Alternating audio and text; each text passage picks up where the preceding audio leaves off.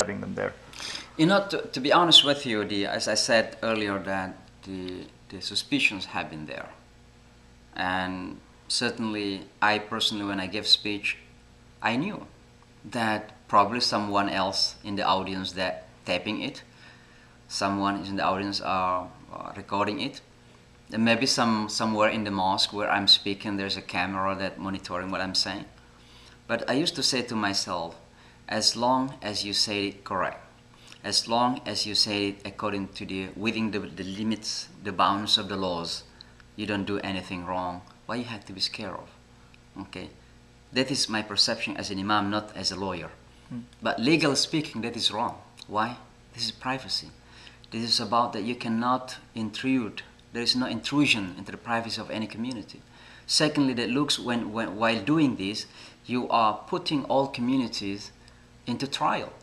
That all Muslim community must be watched closely because of what happened in September 11, what happened at Times Square, what happened in some other areas which happened to be Muslims. So all members of the Muslim must be watched closely.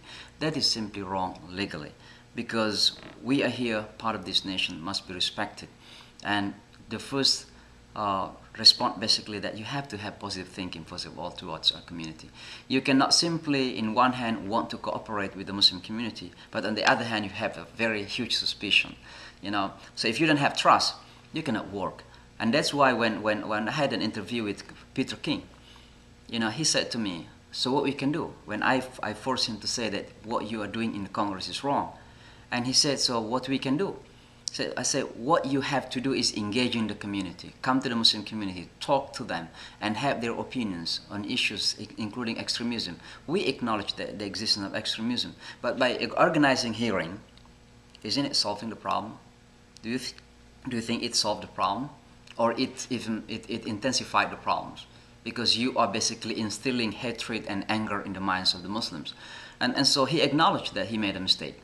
And so coming to the police also, it is not a solution by putting cameras. What you need to do is engage in the community, the leaders and the activists, and take them as partners for you to combat terrorism and extremism. And that's the best way to solve the problems that we're having in our city. Yeah, and what was the response from the NYPD when you told them this? Basically, they have a good intention to have meeting with religious leaders, with the Muslim leaders. And I think Ramadan had passed.